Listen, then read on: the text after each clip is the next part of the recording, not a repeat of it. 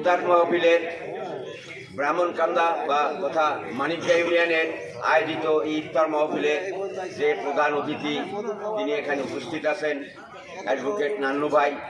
আমরা আমাদের কর্মকাণ্ড চালাই যাব, সেখান থেকে যদি আমরা বিচ্যুত হয়ে যাই তাহলে আগামী দিনের জন্য আমরা ছিটকে পড়ে যাব। সময় নেই, ইফতার আসন্ন, সবাই ক্ষুধার্ত।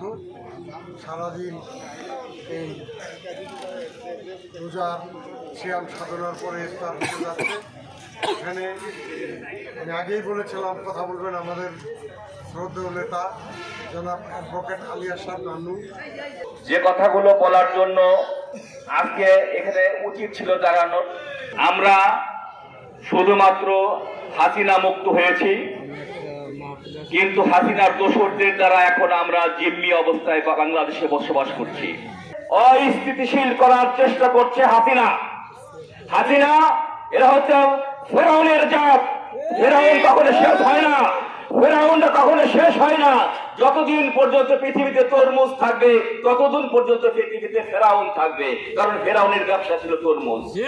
আমরা বলতে চাই, এদেশে বিএনপিকে রাষ্ট্রীয় ক্ষমতায় না আসা পর্যন্ত মানুষের নিরাপত্তার কোনো নিশ্চয়তা নাই। এজন্য তারেক রহমান বারবার বলছে, যারা দলের মধ্যে থেকে দলের ক্ষতি করবে তাদেরকে ওন করার কোনো ক্ষমতা আমাদের নেই, তাদের কিন্তু দল থেকে বেরিয়ে যেতে হবে। অতএব যারা এই দলের লোক আছেন তারা সাবধান থাকবেন, চোখ কান খোলা রেখে দেশ পরিচালনায় তারেক রহমানকে সহযোগিতা করতে হবে। আর এই ভাঙ্গা আমাদের ভাঙ্গা আমরাই গড়ব।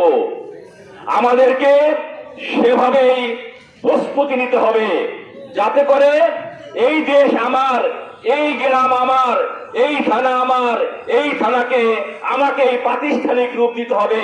এই থানার উন্নয়ন আমাদের কি করতে হবে, আমরা ইনশাআল্লাহ করব।